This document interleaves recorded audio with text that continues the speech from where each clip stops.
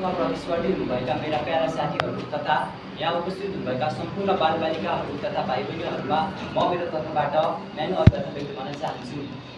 आज यहाँ महिनावारीको कुरा मर्यादा केन्द्रित भए मात्र पुरा हुन्छ भन्ने विषयमा सञ्चालन भइरहेको वक्तृत्व प्रतियोगितामा भाग लिएर आफ्ना केही भनाइहरू प्रस्तुत गर्न पाउँदाखेरि मैले आफूलाई निकै नै भाग्यशाली छु। महोदय, महिनावारी एक स्वाभाविक र प्राकृतिक कुरा हो। यो महिलाको जीवनसँग सिधा जोडिएको हुन्छ।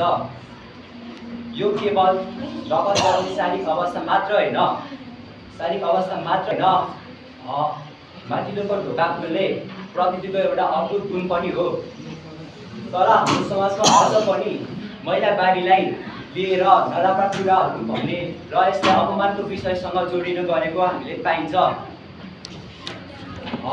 मानिसहरू महिनावारीलाई लिएर कुरा गर्न गाह्रो मानिन्छन् र महिलाहरू आफ्नै पीडा सम्बन्धी मुख खोल्न पनि गाह्रो मान्छन्। महिनावारीका कारण हाम्रो समाजमा महिलाहरूले धेरै प्रकारका पीडाहरू भोगिरहेका छन्। कतिपय महिलाहरू महिनावारी भइसकेपछि विद्यालय जान छाड्छन्, किनभने विद्यालयमा सरसफाइ र गोपनीयताको व्यवस्था हुँदैन।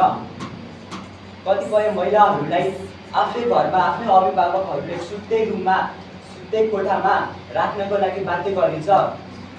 उनीहरूलाई छुट्टै भाडा समेत प्रयोग गर्न बाध्य पारिन्छ।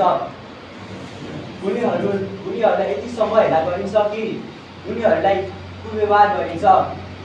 उनीहरू भनेका त लक्ष्मी हुने के महिलाको जन्म असी कुव्यवहार भोग्नको लागि मात्रै भएको हो र? पक्कै पनि होइन। महिलाहरूले महिनावारी भएको अवस्थामा शारीरिक पीडा त भोग्नै परेको हुन्छ, तर समाजको कार्यले गर्दाखेरि मानसिक पीडा समेत भए नै भएको छ।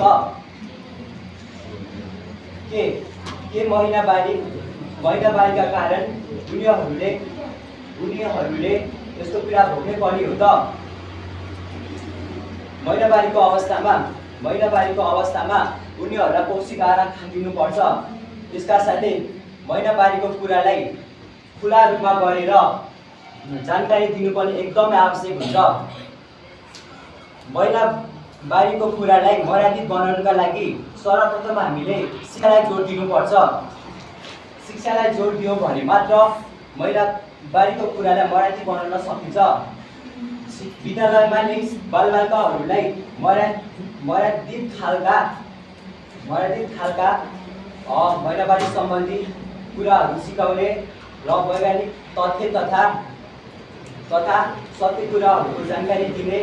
त्यस्तै अभिभावकले पनि आफ्ना छोरीलाई मात्र होइन, छोरालाई पनि यस सम्बन्धी विभिन्न जानकारीहरू दिएर पछि उनीहरूले भविष्यमा गएर आफ्नो श्रीमती वा अन्य कुनै महिलालाई पनि कुव्यवहार नगरून् र सम्मान गरून् भनेर हामीले हाम्रा छोरालाई पनि महिनावारी सम्बन्धी जानकारी दिनु अत्यन्त आवश्यक छ। यस्तै सामाजिक सञ्जालहरूमा महिनावारी सम्बन्धी कुराहरू गर्दा पनि राम्रो तरिकाले गर्नुपर्छ र विशेष ध्यान दिनुपर्छ। चलचित्र, सामाजिक सञ्चार सबैमा यसको विषय सम्बन्धी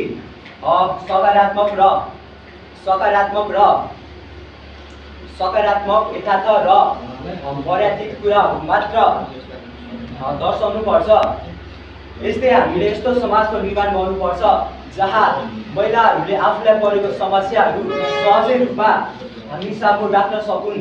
उनीहरूले महिला सम्बन्धी कुरा गर्न कति पनि नघबराउन्, कति पनि नडराउन्। यो कुरालाई सामान्य रूपमा लिनुपर्छ हामी सबैले। महिनावारी भनेको एउटा सरल कुरा हो भन्न सिकाउनका लागि सबैभन्दा पहिला त हामी आफैले नै आजदेखिबाट सुरुवात गर्नुपर्ने जरुरी छ। हामीले अहिलेबाट सुरुवात गर्यो भने मात्र हाम्रा पुस्ताहरूले पनि हामीबाट केही नयाँ कुराहरू सिक्नेछन्। तब मात्र हाम्रो समाज एउटा सभ्य समाज बन्न सक्छ र महिनावारी सम्बन्धी विषयलाई सरल रूपमा लिन सकिन्छ। अन्त्यमा भन्नुपर्दा महिनावारी भनेको एक सरल जीवनको प्रक्रिया हो, जुन जीवनमा महिलाको लागि एक सामान्य रूपमा लिनुपर्छ। महिनावारी सम्बन्धी पूर्ण रूपमा पुरा गरिनुपर्छ र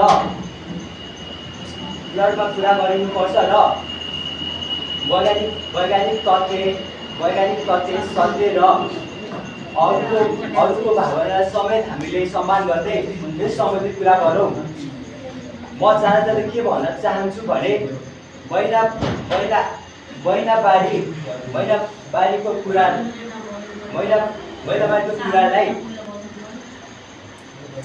महिनावारीको कुरालाई मर्यादा केन्द्रित भयो भने